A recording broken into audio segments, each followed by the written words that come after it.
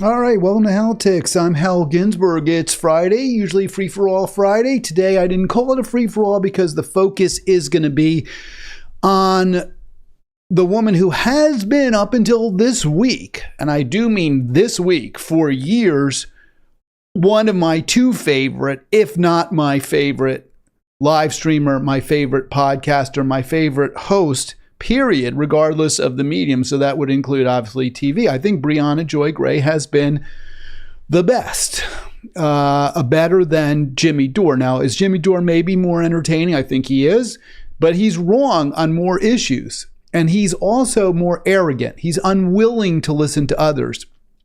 Whereas Briahna Joy Gray has really made it her mission to be open to various viewpoints and to debate and discuss them. And I think that is tremendous. That's something that I've been trying to do, by the way, for long before I ever heard of Briahna Joy Gray. If you watch my or listen to my live stream, my radio program, which was live actually, my radio program, I was always trying to get discordant voices on various voices. We had Libertarian Mondays. We had the Republican consultant on various as a regular. I used to have Bill Monning on, but I would ask him tough questions. And in the end, Bill got pretty irritated with me because I challenged him on what I thought was an absurd position he took with respect to the Veterans Cemetery proposed for Fort Ord, where many environmentalists did not agree with the site selected, and they presented very good reasons, in my opinion, why the steep slope that would have required a lot of bolstering and support, and also would have caused erosion if it had been the site of the cemetery. I think it may have been. There were some other issues too with regard to, I think, perhaps unexploded ordnance at Fort Ord. And Bill didn't want to hear any criticism of the plan. And he characterized it, I think, very unfairly and wrongly. And I went after Bill for that. So I will talk to anybody about anything. And I don't believe there's such a thing as like an ally, a permanent ally. I mean, nor do you get a pass. I don't care how good you were in the past. I don't care what you did. You don't get to betray your followers or supporters. You don't get to betray poor, struggling, working people because you one time did something really, really good for them. In fact, for me, if you were great for a long time, like I believe Briahna Joy Gray has been, it's especially upsetting to me when you stop being great, when you start doing the wrong things. And that's exactly what I've observed from Briahna Joy Gray. Do call me, 240-242-5646. I have not spoken to anyone this week, I don't think, except did I have a program early in the week maybe with the guy? No, I probably did. I can't remember. My mind is a sieve. So, it just comes in and then goes out. But I do want to talk to you. So if you get a chance, call me. And I think maybe nobody's watching live, or very few people. I'll see a few numbers on live, but mostly after the fact, which is fine. Of course, I want viewers no matter when you're watching, but I prefer, if I can, to have a few when I'm live. You can also comment, by the way. I am looking at the comment section every now and then in the chat of this program. So I'll get your comments on if you make them in real time. I had a quote, what jump the shark means, and I don't see it in my slide deck, which sort of frustrates me because I wanted to get into that. But basically what that quote said was that when you jump the shark, you basically, you kind of go in a direction that's different than you were before. You kind of change your course. It's not just like, Fonzie jumping the shark. I mean, that the whole phrase entered the lexicon after Happy Days, which was one of the most popular sitcoms in the 70s, for those of you who aren't familiar with this history, had an episode where the Cunningham family and their boarder, Fonzie, went to Hawaii. And Fonzie's like the super coolest guy ever. And one of his stunts that he had sort of got baited into agreeing to was to water ski a jump over a giant shark in a tank or in a pen, right? In an outdoor water pen. So there's the picture of Fonzie about to jump that shark. And so the idea was this is where the show loses its moorings. It gets totally unhinged. It goes off in weird directions that have nothing to do with the original purpose of the program and loses its credibility. And I think that's kind of where I am with Briahna Joy Gray right now. By the way, I do love that. I've talked to Henry Winkler, who you can see in that picture. He's a great guy. He really is. He's just a really stand-up person. So I'm glad Henry's had a really successful career. He deserved it if anybody did. And I also love the leather jacket. You know, that was kind of his, I guess, signature. In fact, is his leather jacket at the Smithsonian. I think Elvis is, right? Elvis has some jackets or coats. I don't know whether Fonzie's. I think Fonzie's jacket is there. I'm not sure. I have to look into that, but it's well deserved if it is. Anyway, what I found interesting is in the image I took of Briahna Joy Gray, where I cropped her head over Fonzie's.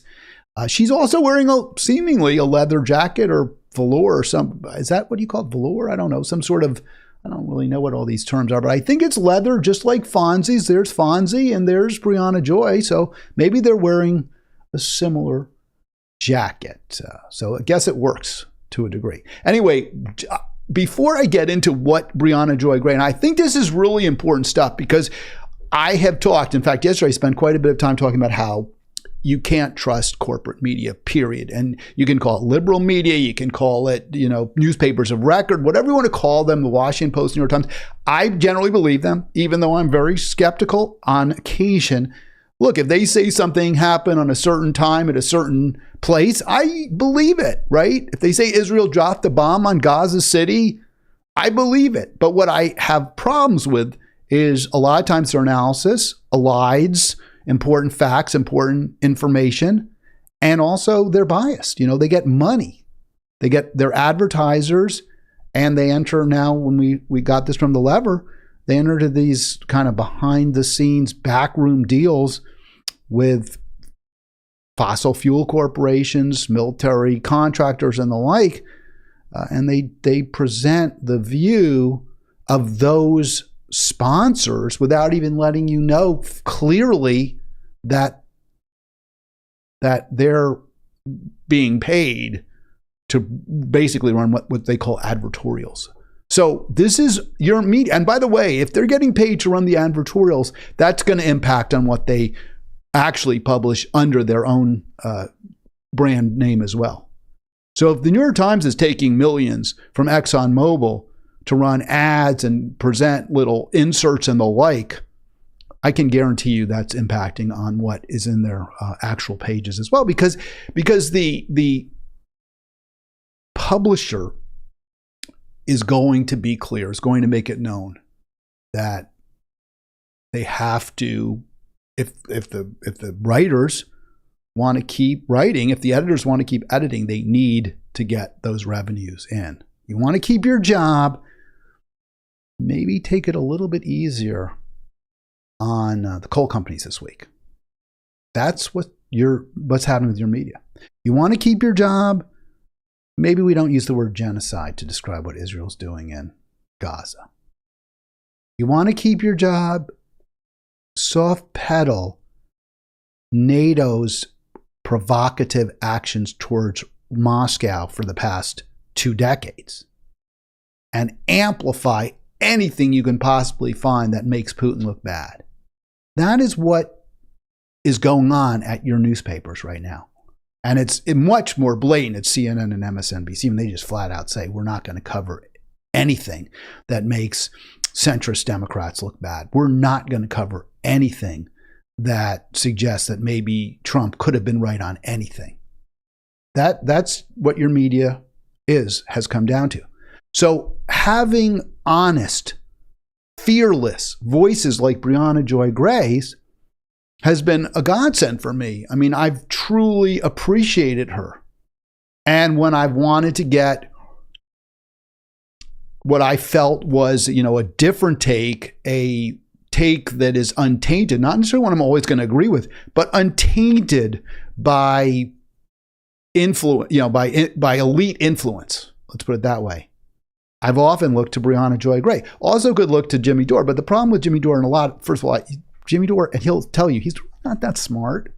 So some of his analysis, very shallow, doesn't he really doesn't get nuance very well at all.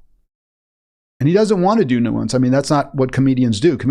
Comics tell jokes that are often very broad and, aren't in any, there's no subtlety. So I like the fact that Jimmy Dore consistently takes on the Democratic elites. They well deserve it. There's not enough of that done from the left. But Jimmy gets too much wrong and important stuff wrong, like the climate catastrophe, the new Holocaust. He doesn't really understand it. He just doesn't. And he supported, he did a couple of programs on crypto, which is a scam.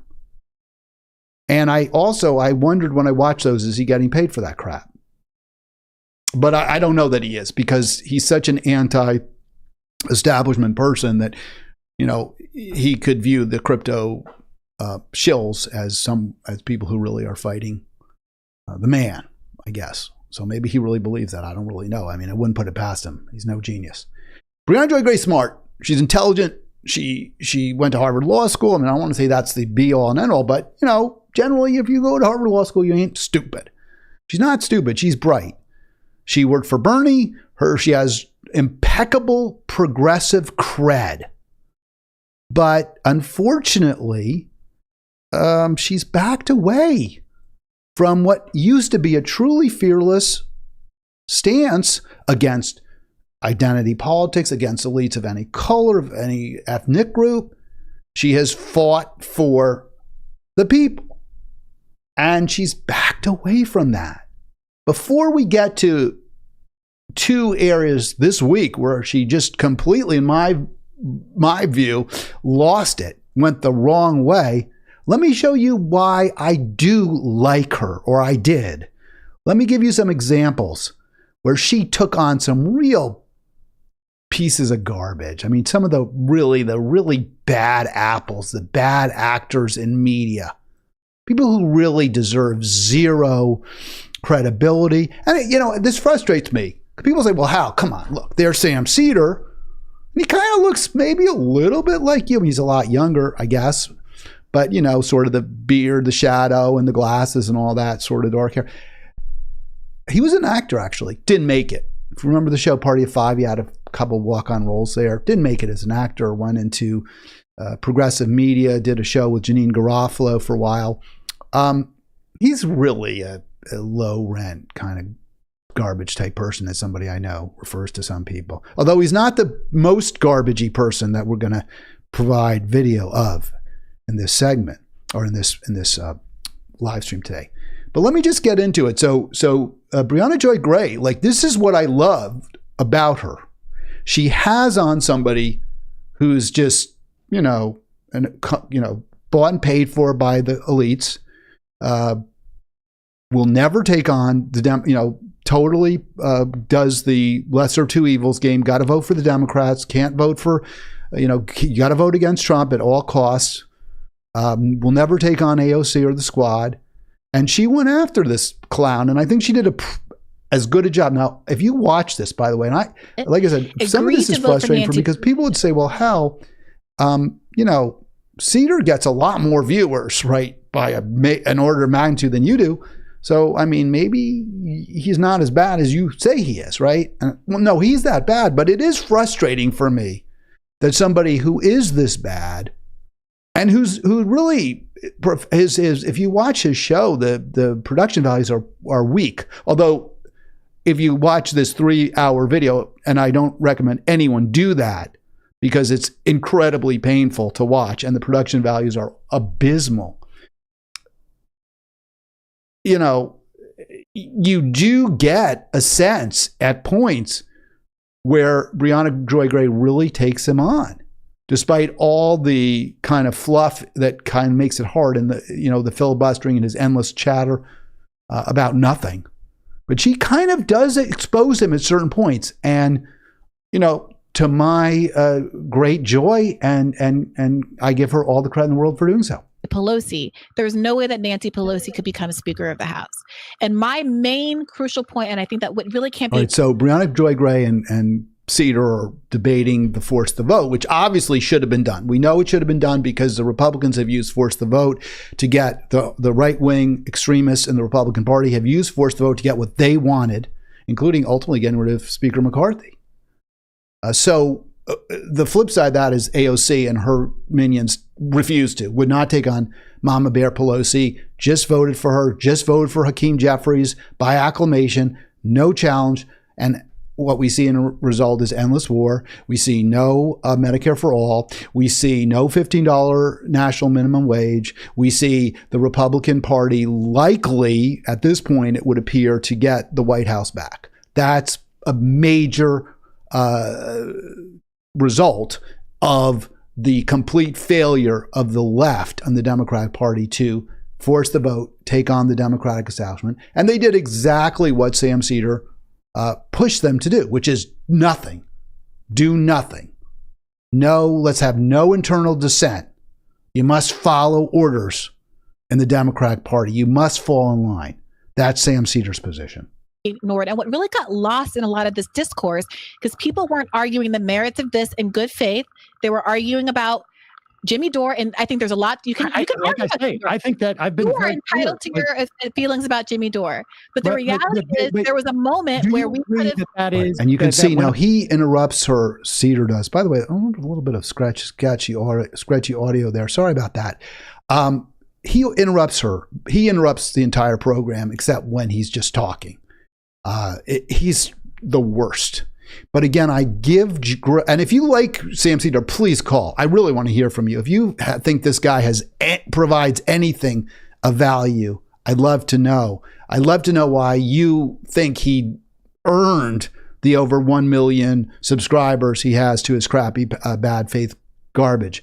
But she's explaining to Cedar, this is why we should do force the vote. And she also is explaining the reason you have bad faith, your arguments are bad faith, is because you're not arguing the merits of the actual strategy force the vote, which would have been effective, right? It would have been impactful if we said to the Democratic corporate elites, Nancy Pelosi doesn't get to be speaker until we on the left get these things. We get an up or down vote in the entire House on Medicare for all. We get a vote on cutting the Pentagon budget. List it. This is what we demand, or no Nancy Pelosi vote. She doesn't get to be speaker. I mean, you can have the vote all you want. We're not voting for her. She will not get our vote. And that's exactly what the Democrats should have done. The progressives should have done. They refused to. They wouldn't do it. They are cowards, just like Sam. But she's trying to explain this. And Cedar doesn't want to hear it because he doesn't want to hear anyone take on his view and, who can present it more articulately and more persuasively than he can.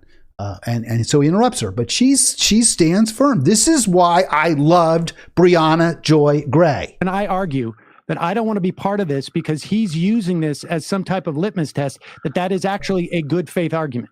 I think you're being honest about that. I don't think that reflects especially well. You can think it's a dumb perspective on politics and whatnot. I believe you. I don't not believe you. But do you think it's a good faith argument? Because you just said that is not a good faith argument. And I just want to be clear. No, I think that people are not arguing in good faith about them. They're conflating. I think that what you said is true and honest, but that has nothing to do with the merits of good force the vote as a tactic. Right. So she's saying, yeah, you supported or you opposed force the vote. You're admitting, Cedar. You're acknowledging the reason you opposed force the vote was because you can't stand Jimmy Dore. And she's saying, that's a good, I'm glad you were honest about it. I'm glad you told the truth. And she exposes him. She exposes in that clip, in that segment, which is enormously long. And maybe that was why there were some problems with it because it's over 3 hours. But she exposes Cedar, someone who's not fighting for good policy, who doesn't care about good policy, but is only against force the vote specifically because Jimmy Dore was for it. And if that's, the position you take as a pundit, I'm against it because he's for it, then you have no credibility. Then you're not independently assessing a particular policy. You're not weighing the pros and cons. You're simply saying, well, if Jimmy Dore is for this policy, I'm against it. Now, you could say there's some people who are so evil, right, that because they support something, I'm probably going to be against it. And I can get people not liking Jimmy Dore, but he's not Hitler. There's just no way you can make that argument. He has a long history of supporting poor, struggling, working people and policies that will help them. You may not always agree with him, but that's there. It's true. He's not Trump, right? I mean, I don't think if Trump says it's raining, I'm going to leave my raincoat at home. Trump's not always wrong by any means. But Dore's not like a bad person in that regard either. And Cedar's just saying, I don't like him. I don't like Jimmy Dore, so therefore, because he's for it, I'm against it. And what Briahna Joy Gray says to him is, well, and I'm just going to try to play a little more of this because I think it's really instructive. I hope we can get this on there. She's clear. She's like, okay, good. Thanks for being honest. If it existed I'm really glad you said that, Sam, because I think that's really honest of you to admit that your opposition is because Jimmy Dore is associated with it, and you don't think that Jimmy Dore is pushing it in good faith. It's not just that Jimmy Dore is associated with it. It's as if like it's okay. Not like it's a car exists.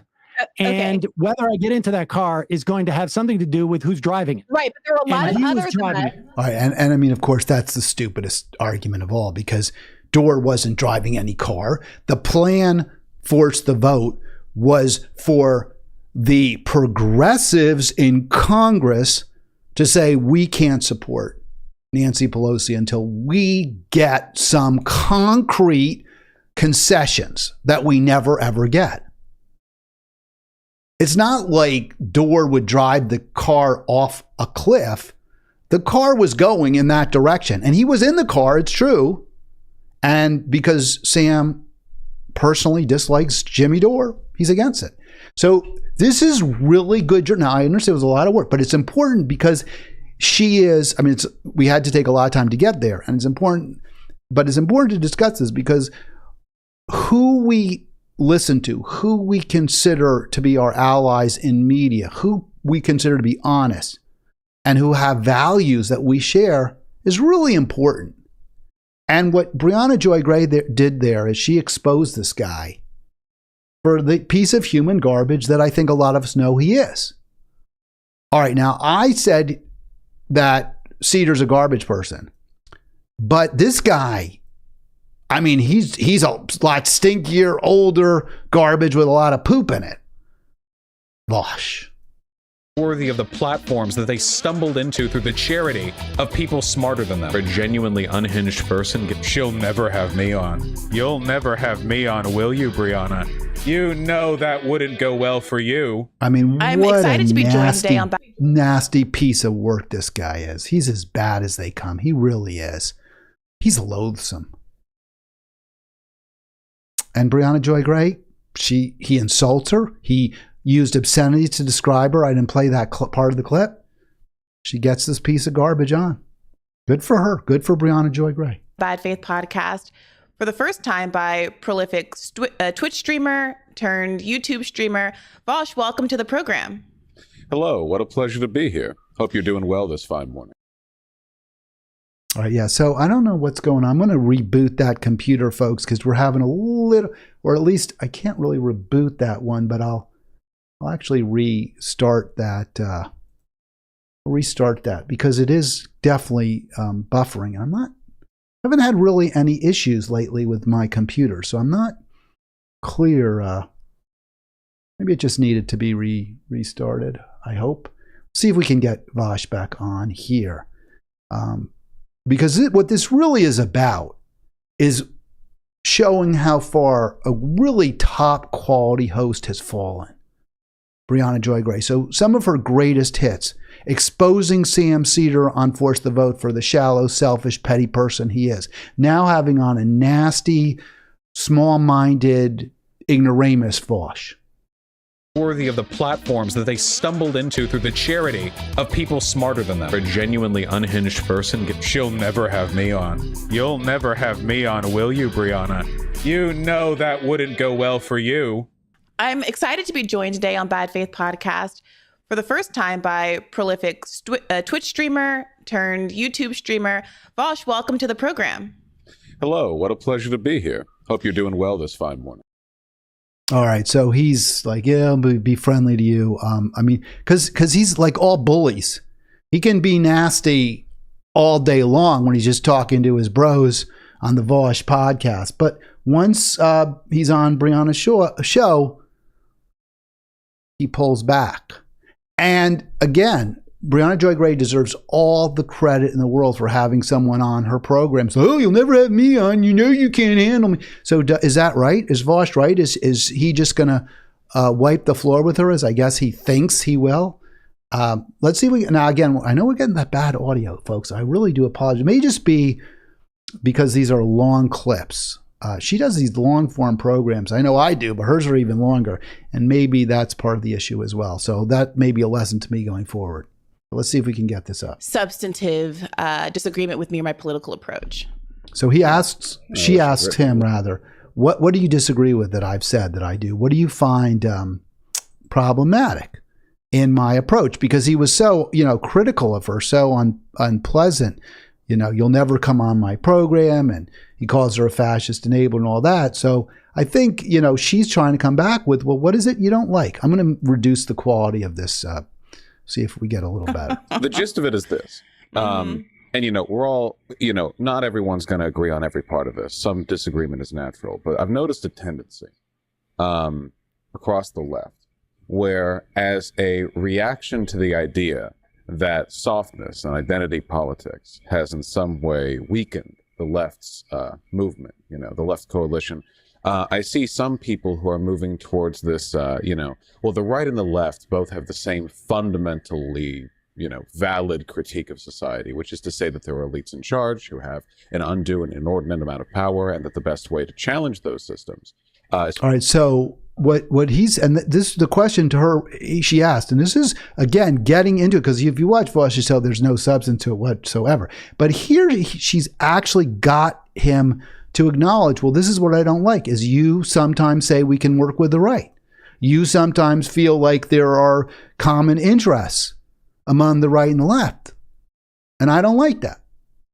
Basically, my goal is to divide people within classes. My goal is to attack and insult people who don't support mainstream Democrats. That's what I want to do. And you're Briahna Joy Gray saying, no.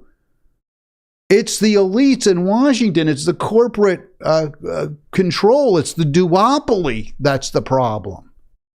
And that's, A, I don't really even understand it because I'm kind of stupid. So I don't really understand your argument. But B, what you're saying clearly isn't what I want people to think, because I'm backed by the very people you're calling in, you're calling out.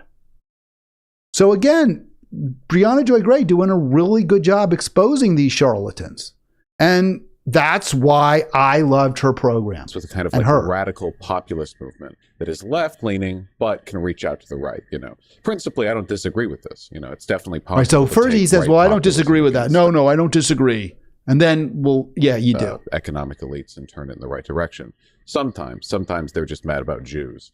Really. So he says sometimes they're just mad about Jews. So again, got to stick your dig in, got to go after the working class if they don't agree with your neoliberal policies, right, Vosh? I mean, that's who you are.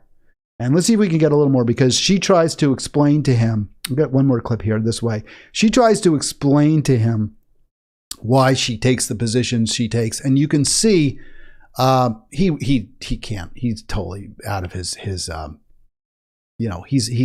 totally out of his league with her. Substantive disagreement with me or my political approach.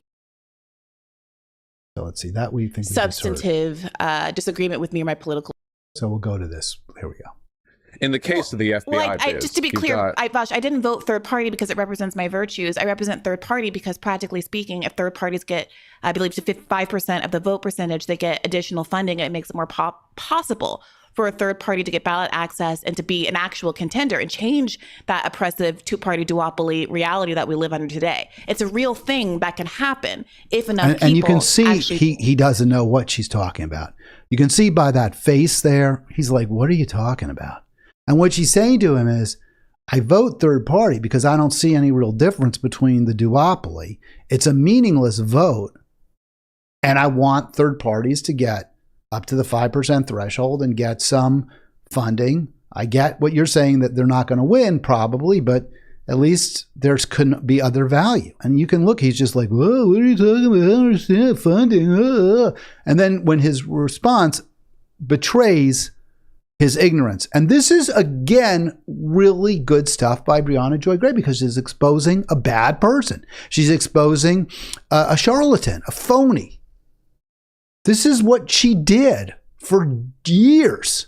So her recent fall, and we'll get into that in a little bit, what she said that I think is completely off base, off kilter, where she's jumped the shark, in a moment. We do, in fact, vote third party. I can, and I'm happy to support third in a way parties that if we throwing ever my get vote past- away for Joe Biden in Washington, D.C. is actually doing nothing with my vote. So if we're talking She's about saying it's political nothing to vote. pragmatism, Voting for Joe Biden is doing Right. nothing with my vote. So let's hear his response. Again, basically, you might as well just say, I don't know what you're talking about. I'm an idiot. possible for a third party to get ballot access and to be an actual contender and change that oppressive two-party duopoly reality that we live under today. It's a real thing that can happen if enough people actually do, in fact, vote third party. I can, and I'm happy to support third in a way parties that if we ever throwing get my vote past- away for Joe Biden in Washington, D.C. is actually doing nothing with my vote. So if we're talking about political He didn't throw it away. pragmatism. He became president. Right, with So or without my vote. he's saying, well, you didn't throw it away. I mean, he became president. Again, she's saying throw it away because it doesn't matter, A, who I vote for in terms of who's going to win. But more importantly, she's saying because he's not on my side. Because basically the duopoly is against poor, struggling, working people. So it is throwing away my vote. He doesn't understand that. He doesn't understand that it's policy that matters. He just doesn't get that. And she's exposing him for that. Washington, D.C., and not even a state, that is the most effective way for me to actually politically represent my interests. I'm not. My point here ain't about criticizing your vote. It's that only two people were going to be president, and there are only two real paths to FBI. No. But those are two different. Right, But Vaj, so I want to be really again, clear here. Again, You just said doesn't really get it at all. He just totally, what a jerk. And again, she's taking on a big shot for whatever reason, and I don't understand it. I don't think he's entertaining. I don't think he's intelligent. Same with Cedar. No, poor production values. They do have a lot of viewers. I want to say I'm jealous. Want to say I'm being, I don't know what the word is. I don't know. Small. I don't know. Fine. But, you tell me why I'm wrong. Tell me why I'm wrong. Here's another example. God, I hope this is better. I don't know why the video is so bad here. We've had no problems lately until today on this stuff. But here's where Briahna Joy Gray goes after a left-wing darling, right? This is a trans activist, and she doesn't really go after Aaron Reed, but she shows some bravery in taking on, this is a third rail, and I've been told this, you don't say anything negative about trans activists. You don't question trans orthodoxy. I've been told this. This is something people say to me, Hal, you want to have a popular show. You want to have people like your show. You don't want to get criticized. You don't want to get slammed on Facebook for being transphobic or whatever. You have to walk gently around trans issues. And, I'm like, I don't walk gently around anything. And the great thing for me now is I don't have to. And Briahna Joy Gray does have to walk gently. She's doing on Rising the Hill. It's a corporate-backed program by the Hill. And they don't want, she can only go so far. But she does kind of make Aaron Reed squirm a little bit, and I appreciate that. I think if these conservative activists said, we don't want, and they're discussing whether trans women should be eligible to compete in college sports and compete for scholarships that traditionally have been reserved for women. Should trans women be eligible for those? And Briahna Joy Gray is trying desperately to explain why she thinks there's a reasonable argument on the right against that proposition. In other words, that scholarships for women should be reserved in college, for college sports should be reserved for natal women and not be available to trans women. And she's trying to explain why that position really isn't so extreme, and a lot of people believe it, so feel that way. In fact, I'm one of them. And in fact, so is Dr. Dana. If you recall, we had on Dr. Dana last week, and she took this exact same position. Unless you have reassignment surgery pre-adolescence, you should not be competing against natal women. That's what Dr. Dana says. That's what I say. Here is, I might take the position, I don't care when you have that assignment surgery. That's one thing. We're going to have some spaces reserved. This would be my position. There are some spaces that should be reserved for natal women. And one of those is college sports. Here's the discussion where Briahna Gray does her best to tiptoe around that third rail that I discussed, trans rights, trans issues, and yet at the same time, she's willing to go farther than pretty much any other progressive host, truly progressive host I've heard or seen. Cis women to lose out on athletic scholarships because they're faced with unfair competition from people who either are inauthentically trans and doing it just to compete against women and get the money, or all of these are, or maybe they are authentically trans, but they haven't been in transition sufficiently so that they have an unfair advantage in terms of strength and testosterone levels, or, all the reasons. And the comeback were, well, I agree on principle that there are some cases where I could see that it was unfair, but it isn't really happening. So shoot your shot. In these very discrete instances, I would agree that it was unfair, but it's not really happening. So there's no real need to fight about this. Then I suspect the temperature of this wouldn't be quite where it is. But the response is, and I'm not like arguing against the response. I'm just trying to describe what it feels like has happened. The response is that because these arguments are being made in bad faith, which I think is true. Oh, sorry about that, folks. I was trying to get rid of that, trying my best here to get rid of some of that bad audio that we're getting, the sketchiness, but it has not been successful. So we'll keep playing this, though, because I think you can understand it. And again, I do apologize for the audio issues that we're having with these clips.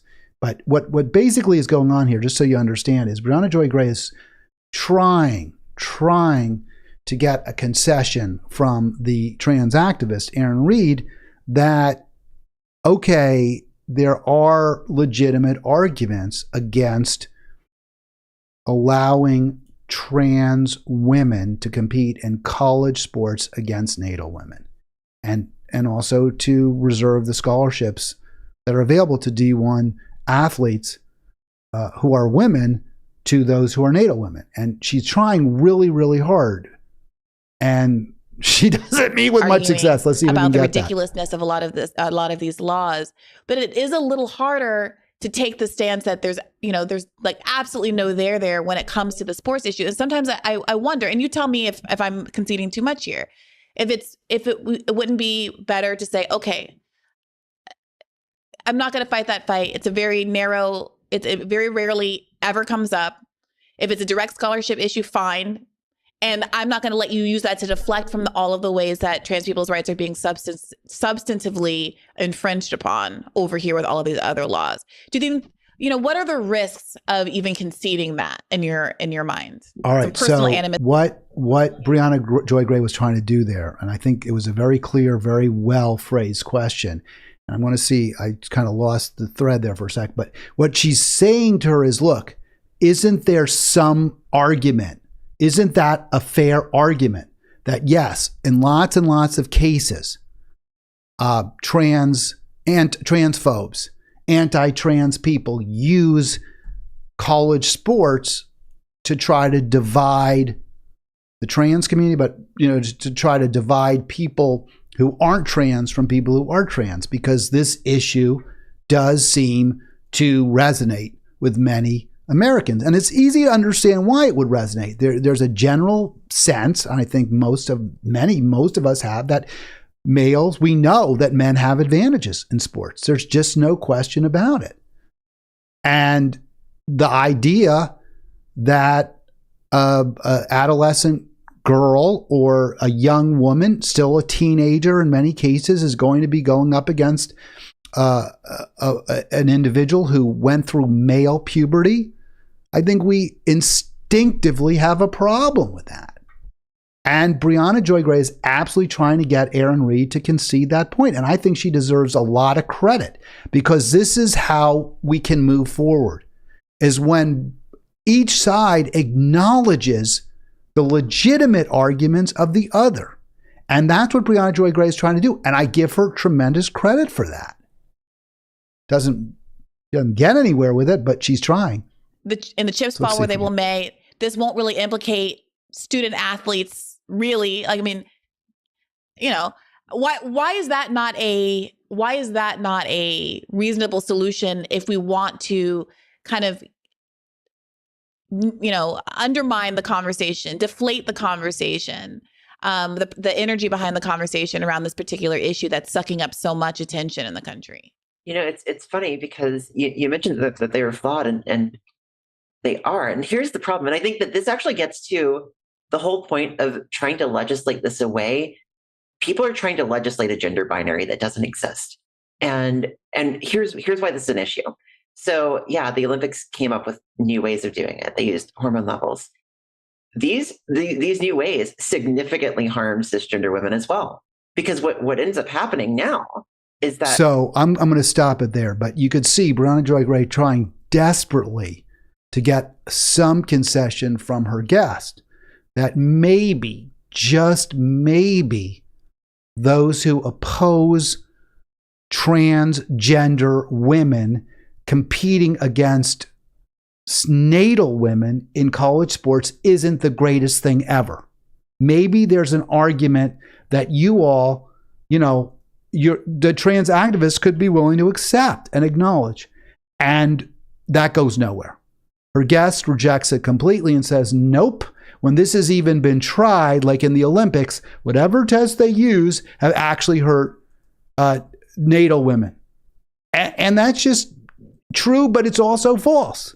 It's true because natal women had to be subjected to various testing, including tests for testosterone, which caught some cheaters, right? Women who were taking testosterone.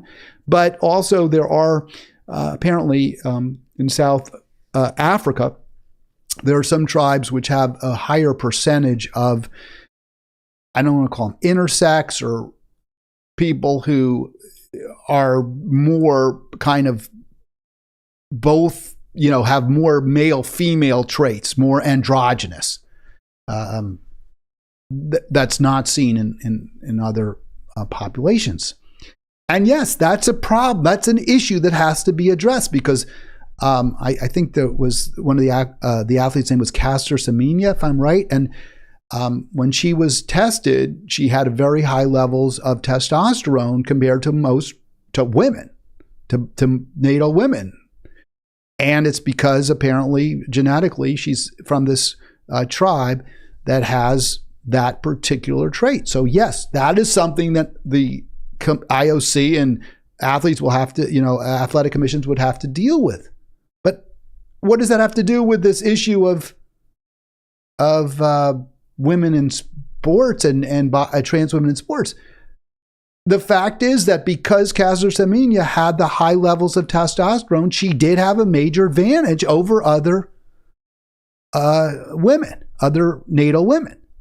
Does that mean we allow trans women who have that advantage also to compete against girls and women who are born women?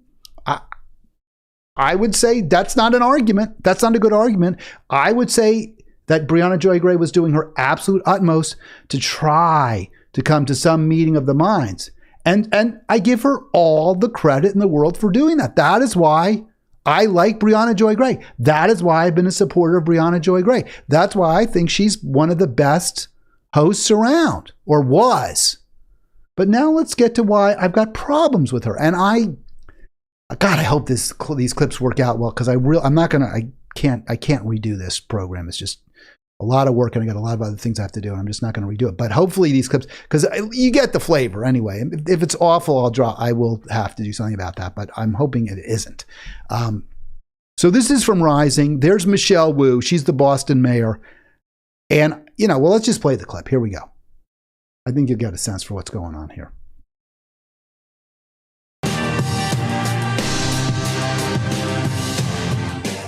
Boston's mayor is under fire for a holiday hiccup. Michelle Wu reportedly sent an invitation for her holiday party exclusively intended for electeds of color. It was mistakenly distributed to all members of the Boston City Council by an aide. Approximately 15. I'm going to try to get that view look a little better because I think you do want to see this. So I'm going to improve the quality. I was trying to have poor quality of the visual so that maybe we'd have better audio. That was sort of the purpose. But let's just go. I'm going to enlarge this if I can, and you can see what that tweet says. So this is from the New York Post, not perhaps the most credible or reliable source, but what the headline there says is Boston mayor under fire for secret no whites Christmas party. And that's, obviously well over, blown and not an accurate description. It wasn't secret, but the reason they said that, and I hope you can read that, what it says there from the mayor's office.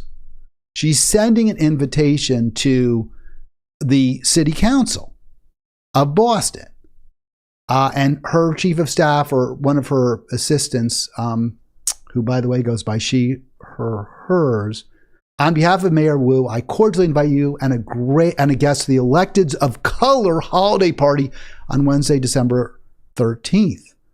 Please let me know if you attend and if you plan to attend, if you have any dietary restrictions. So the reason they're saying secret is because when the staffer sent the invite out, she also sent the invite to white council members. And then she had to say, oh, we're sorry. We didn't mean to invite you. We only meant to invite the, I guess, Black and Asian and Latino council members, but not the white ones. So that's why it would be secret. Like you wouldn't have even known we were doing this. Well, I think most of us get that's just wrong. I mean, is there any real doubt that this is wrong? And I think when you listen to, should people get to invite whoever they want to their parties? Absolutely. Should the mayor of Boston use one of her staffers to invite only council members of color? No, there's no way that's justifiable. This isn't like a person. She wants to invite people to her house. Fine. Then you send the invitations, use your own stationery or send it from, Michelle Wu at gmail.com or what have you. That's fine. You're using your office to invite the city council. It's a government function. It's a government function. There's no way, no contortions anyone can go through that makes this okay. And how, and yet, Briahna Joy Gray is going to act like no big deal. Why are we upset about this? Minutes later, the aide, Denise DeSantos, sent a follow-up email and apologized for the earlier message about the holiday party scheduled for the next day, clarifying that the white councilors were not meant to receive an invitation. The revelation is receiving harsh backlash online. Libs of TikTok wrote on X, the mayor of Boston invited only electeds of color to a holiday party. The email was mistakenly sent to all city council members, including the white ones. One white council member called it divisive. The party is still scheduled to take place and only... Well, it's clearly divisive, right? It's clearly divisive. Let's hear why Briahna Joy Gray thinks this is okay. Black council members were invited. And this was yesterday. This is in yesterday's. Is comprised of 6 minority members and 7 white members. Seems like, why can't they just have you can have a party to celebrate the strides people of color have made in all facets of life, including being elected to Congress, that everyone can attend. Okay. I'm sure they'll take that under advisement. And we should never have any specific parties or events to celebrate any discrete groups.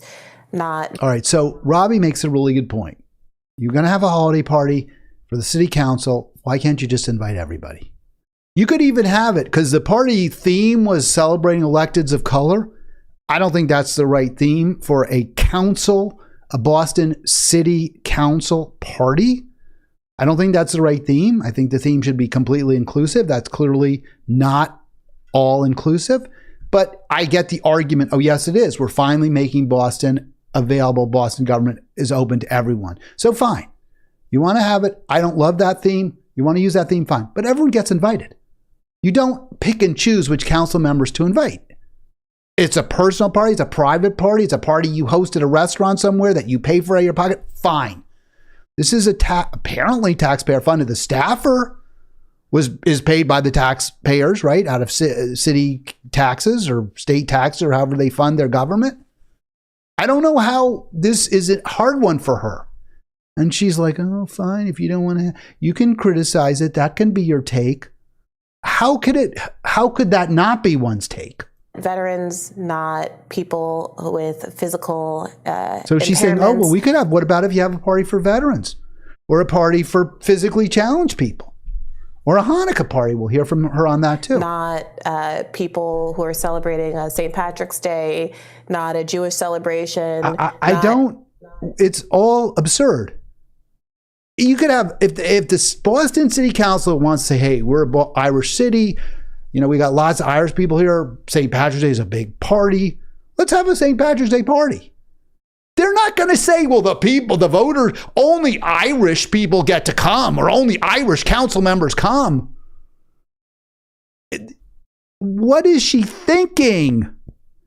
That this is absurd. This isn't about celebrating an event or a success. This is specifically excluding people from a taxpayer event because of their skin color. How can that possibly be? How could she this is not the Briahna Joy Gray that I used to love and watch and want to hear about from and learn from. No, this is a totally different person. And frankly, she seems kind of, you know, like she's tranquilized or something, doesn't she? She's very low energy. There's no excitement in her voice. Maybe she doesn't even believe this. Maybe the Hill told her you have to take these stupid positions. I really don't know. But whatever it is, it's not good. Any discrete groups should ever have separate holiday parties or events in addition to the ones that are holistically celebrated. No, that's right. Those discrete groups should not be having holiday parties on taxpayer funded monies. And even if they do, let's say that, I don't know, 3 Jewish council members said, let's have a Hanukkah party. Fine. They're going to invite everybody. They're going to invite everybody. They're not going to send out and say, oh, well, you know what? Your last name is Hussein, so you're not invited. What? Her arguments are so absurd. And it's, again, jumping the shark because she went from somebody who was truly, and you heard it, championing everyone not of the identity politics ilk, right? She talked to the trans activists, but she said, well, wait a second, maybe you guys could be a little bit more open to the idea that you do have certain advantages in athletics. You know, she actually spoke truth even to an identity group. And now it's the complete opposite. It's 100% turnaround. 180-degree turnaround. Oh, it's fine. You know, you want to have a St. Patrick's Day party, go ahead. And same thing here. You want to have an elected of color party, fine. And that's okay not to invite whites to it. Crazy. I mean, really, it's not the Briahna Joy Gray I've come to know and love. And I'm not happy about it. Just let's get to, because that's bad. I mean, that's really bad. I don't know how that can be justified. This is too, and I've alluded to this, I mentioned this, her continued defense of the Harvard president, who has been the president of Harvard, very, very assiduous in responding to the complaints, the concerns, often bogus, made up, exaggerated, overblown, of Jewish students, Jewish alums, pro-Israel, I should say, because I'm Jewish. I didn't go to Harvard, but pro-Israel alums, done everything possible to placate them while ignoring completely the plight of Palestinians at Harvard, Muslims at Harvard, and also the Palestinians in Gaza. So she's the last person that Briahna Joy Gray should be defending. And yet she defends her. Briahna Joy Gray defends her. So let's go. And I'm going to focus now on the plagiarism charges, which, again, I've been very, very clear. Doesn't look good for Claudine Gay. She clearly did something wrong. Should she be fired? I'm not going to say that. I don't know that I believe that. But I don't think it's either A or B. There's also C. But apparently Briahna Joy Gray doesn't agree with me. Do you think she committed plagiarism? I mean, there's no question that she committed plagiarism.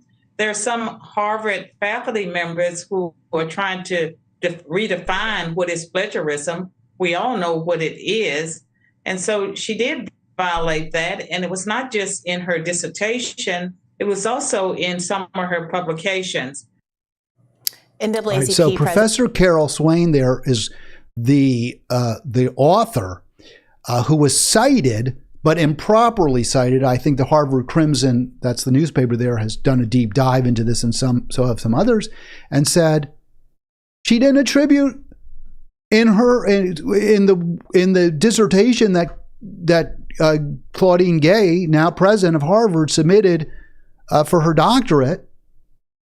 She didn't properly attribute to the author, Carol Swain, Professor Swain, I believe at University of Florida. She didn't properly attribute the work that Swain did. Well, that's plagiarism. Now, I looked at this and I don't want to overstate my view, which is, I think when you read what was actually submitted, yes, it doesn't meet the standards, that academic standards, and that's bad. It's really bad. Gay should have done better. But I also don't think it's so clear that she was either trying to pass off her Swain's work as her own, or did it something deliberately wrong. That's not clear to me. It's far from clear. So, but President of Harvard shouldn't be involved in this. But okay, I mean, it's not the world's worst thing in my opinion. Some would say it was. Obviously, Carol Swain ain't happy about it. She's pretty pissed off. Let's hear what Briahna Joy Gray. And look, again, the same sort of, President Derek Johnson, like, she's almost tranquilized, narcotized. Like, does she not even believe what she's saying? I almost think that. Defense of Gay, writing on X yesterday, "Enough is enough. Harvard President Claudine Gay is a distinguished scholar and professor with decades of service in higher education. The recent attacks on her leadership are nothing more than political theatrics advancing a white supremacist agenda." And Democrats. All right, I want to stop that. So that's just ridiculous. For this guy, Derek Johnson, to claim that criticism of Gay is really a white supremacist agenda masked is ridiculous on two levels. First of all, if she plagiarized, then she should face the consequences, whatever their appropriate ones are.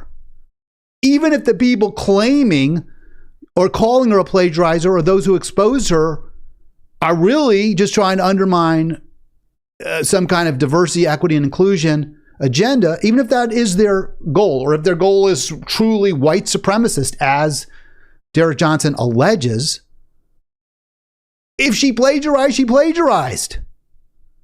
That's the end of it. And then you address it. You don't say, well, the person who brought it to our attention is a white supremacist, so we don't have to even consider what they're saying.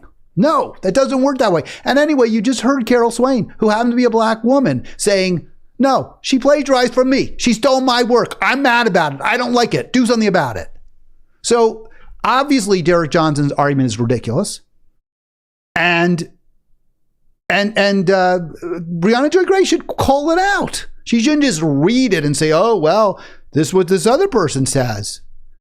It fails on multiple levels. It fails not just because ultimately the allegation has been sustained. Yes, she did plagiarize. Now we get to the point of what should be the appropriate consequence. But it also fails for a different reason. It fails because Claudine Gay is not a champion of poor, struggling, and working Americans. She is not fighting the establishment. She is not trying to make society better. Not in the least. Her record shows a pandering to elites. a failure to stand up for those who are being, kept down by the Harvard and, the American aristocracy today. She's part of it. She's not fighting it. So in every way, Derek Johnson's tweet is absurd. Democratic strategist Amisha Cross said the real reason why Harvard President Claudine Gay came under attack became evident pretty quickly. The anti-DEI attacks, racist rhetoric, the idea that she was never good enough or merited to ascend to president is one of the most prestigious universities of the world. Racism. All right. Okay. Again, you read this and you're like, oh my God, what is going on? She plagiarized, okay? She did not properly attribute to the true authors work that she relied on in her dissertation. That's got nothing to do with racism. That's got nothing to do with DEI. That is what she did. Now acknowledge that, discuss what's the appropriate consequences, and move on. It's really that easy. It really is. Now, if she was like a Martin Luther King, who also, by the way, was accused, I think there was some credible charges that he had not written his entire dissertation at Boston University. Okay, if she was a Dr. King, then I would say, well, because, and I take the position nobody gets a pass, right? No matter who you are, no matter how many great things you do, you don't get to stab your people in the back.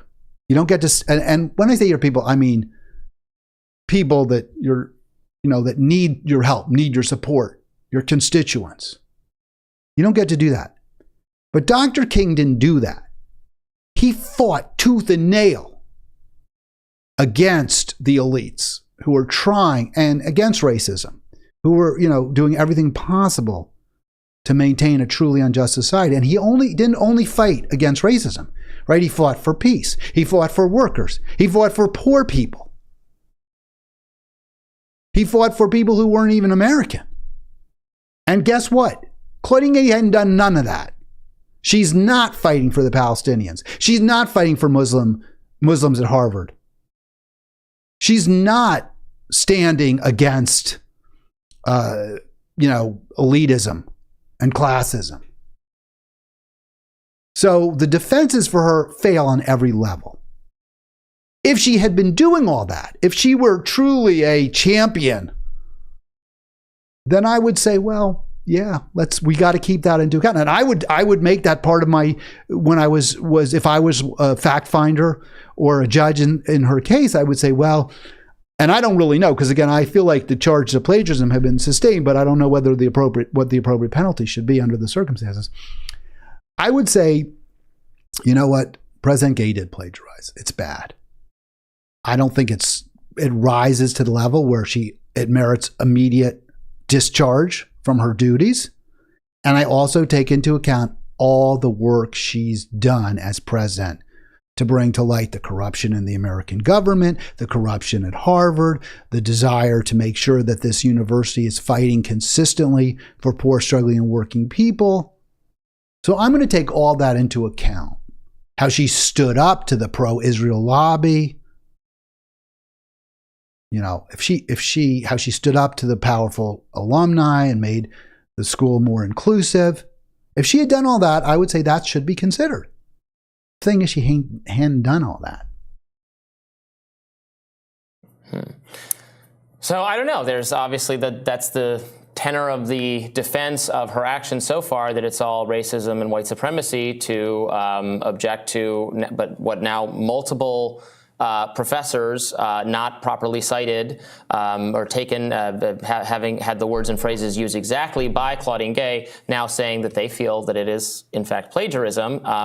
Harvard has stood by Claudine Gay while at the same time having her rephrase some of the wording in question. In those two articles, yeah. Yeah. All right, so I'm going to stop it there, but I want to get one more clip because Briahna Joy Gray brings a sort of it is a red herring into this. where she makes the point, well, look, she's gotten her consequences. She's retracted, she's rewritten the offending passages as though that solves everything. Well, I mean, she got caught. She got caught, so she's rewriting the passage. I mean, everyone knows she didn't write it. Everyone knows they weren't properly attributed. So now she's going to okay, that doesn't make it all go away. That doesn't mean it's all okay. And Grace, Briahna Joy Gray says about the gay case, well, what else? You're saying she says to Robbie, well, are you only going to be happy if she's fired? As though that's the only possible consequence. But Harvard's taken no action. They could give her a day suspension. There's all sorts of things. There could be like a vote of a censure, all sorts of them. I'm not saying that they should do any of that. I'm saying it isn't either or. It's not either you're fired or we ignore this. But that's basically what they've done, is ignored it. But let's get to the red herring. I hope it's in this clip. Sorry, folks, for the little bit of audio issues we've had. I'm going to shouldn't happen again, I hope. How are they exempting her? There's not firing her. Are you saying that if they don't fire her, she has volunteered to, so she didn't have to be made to, but she has voluntarily said that she agrees that she needs to change and update the citations to those 2 articles. That is happening. How is there? I'm confused. Are you saying that the only appropriate course of action is to fire her? Because it seems like, but for that, everything else that's being done here is being characterized. See, and this is where what Briahna Joy Gray is saying is so disingenuous. Because Harvard's done nothing. They've taken no action. Briahna Joy Gray is saying, well, to Robbie Suave, well, you're saying Harvard should do something, but what are they supposed to do? I mean, she's already retracted. So you're saying they have to fire her? He's not saying that. He's not saying they have to fire her. What Briahna Joy Gray is saying is there's nothing else they can do. And obviously that's absurd. They could give her, like I said, a week suspension. They could ask her to, they could convene a deeper dive into what exactly happened. There's a lot of things they could do. Just issue a formal vote of censure that doesn't lead to her actual being dismissed. I mean, there's a million things they could do. They could put her on some sort of academic probation. They could say, look, we've got a problem here. If this is it, okay. But if anything else comes up in your record, then we're going to take these steps. There's lots they could do. Briahna Joy Gray is saying, no, there's nothing else they can do. Just sweeping it under the rug Except or not having fire her. accountability. So what does accountability look like to you? I'm not sure that firing her is the appropriate cause. I don't know. I would like to know how this is dealt with similarly when it's if students or professors commit this offense.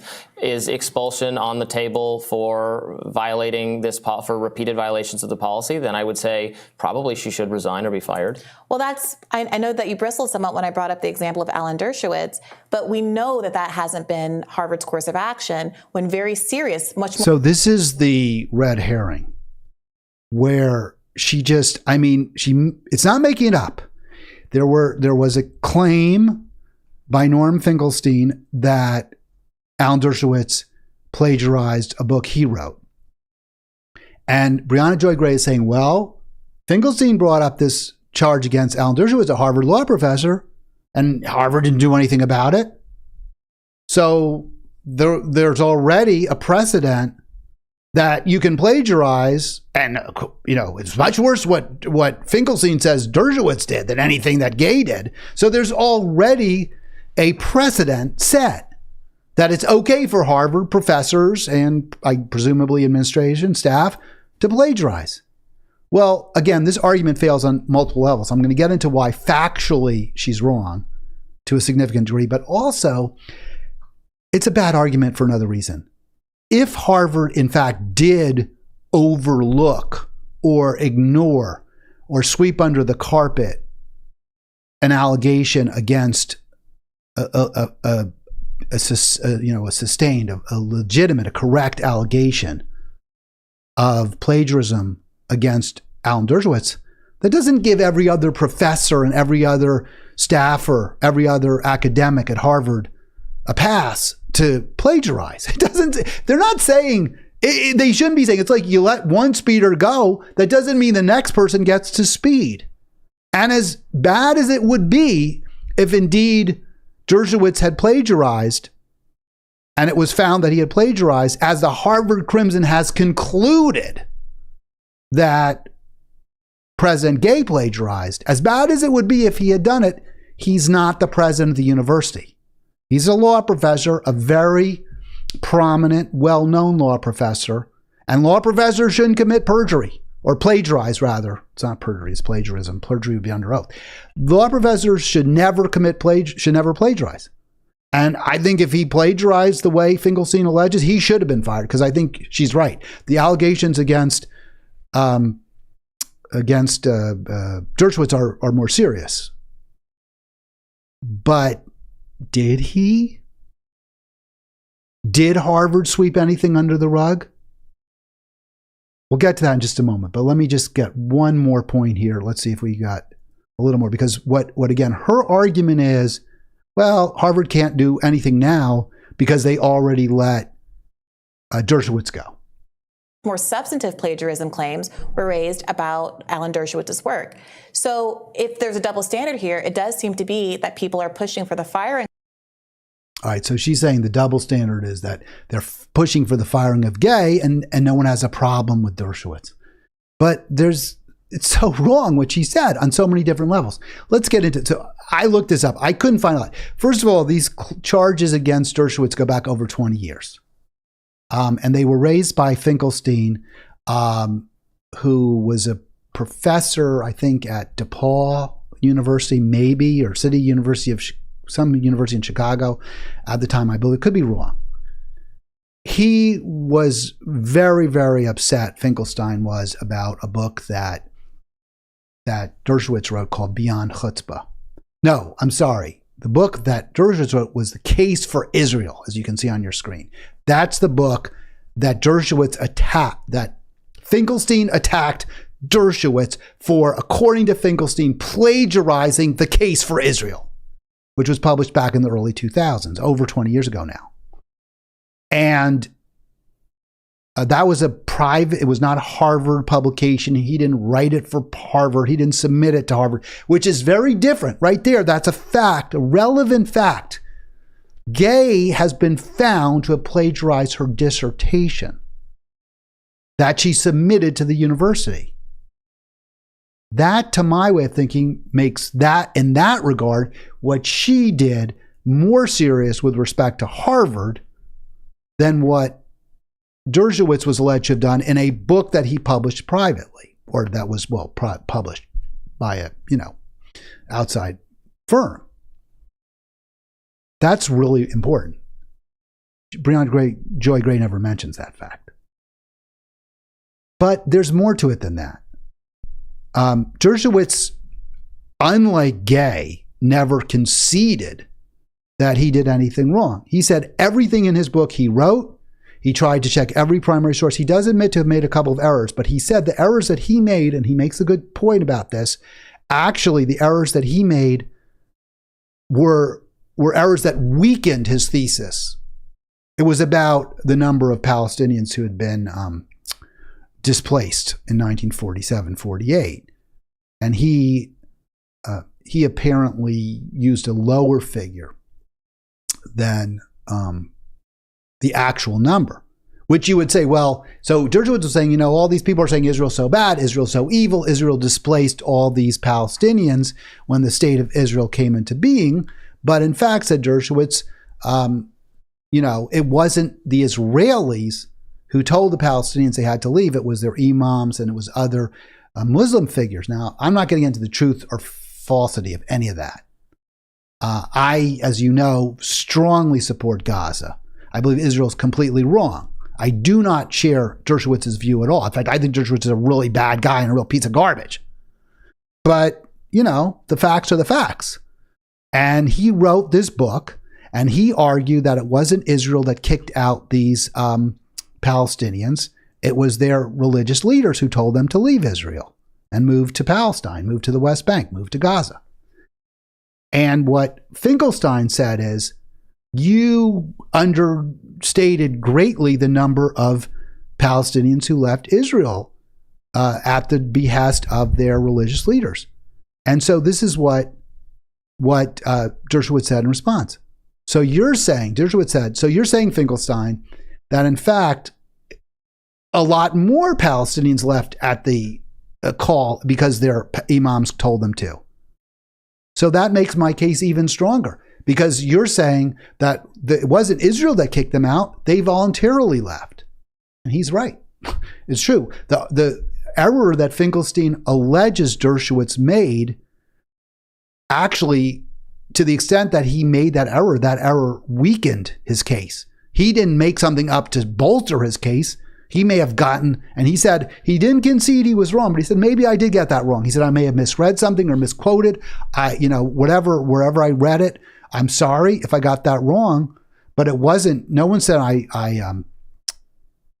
plagiarized, A, and B, to the extent I was wrong or sloppy, it actually kind of proves I wasn't making crap up because I weakened my case. And it's a good argument. But in any event, so the argument that Finkelstein made was that Dershowitz didn't write the case for Israel. But after there was a deep dive into that allegation, the publisher of Beyond Chutzpah, the Finkelstein book, actually took some of the wording out of the Finkelstein book. In other words, the claim that Dershowitz by Finkelstein didn't write the case for Israel was pulled because Finkelstein couldn't prove his case. And because Dershowitz was able to say, look, here are all my notes. They're all handwritten. I wrote it. I didn't make it up. I didn't plagiarize. I wrote it. And the publisher of the case of Beyond Chutzpah actually had to say, yeah. So in other words, Finkelstein's allegation was not proven. And it goes beyond that, right? I mean, it wasn't just that Finkelstein was wrong. There was a strong defense by Dershowitz.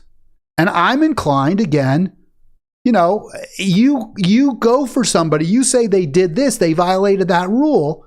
Where's the beef? Where's the evidence? And this is simply not a proven allegation. And it's 20 plus years old. And yet, Briahna Joy Gray acts like this is some smoking gun that proves that Harvard lets Dershowitz lie and plagiarize. But when the president makes an innocent error, everyone's going for her head. No, that's not what happened. That's not what happened. That's a false history, Briahna Joy Gray. And I wish Robbie Suave had, pointed that out. So for these reasons, for her defense of really the indefensible, whether it's a holiday party where one racial group is excluded because of their race, a government party, or a refusal to engage with the obvious plagiarism by the president of Harvard, I got huge problems with somebody that I always admired, always trusted, always thought was on my side. And that would be the side of, truth and integrity and ultimately some kind of justice, true economic justice for everyone. And sadly, I can't believe that about Briahna Joy Gray anymore. All right, have a great weekend. I'll be back on Arlen on Monday. We're probably going to start a little later. I still don't have the exact start time. We'll start a little later for Arlen. I'll see you Monday.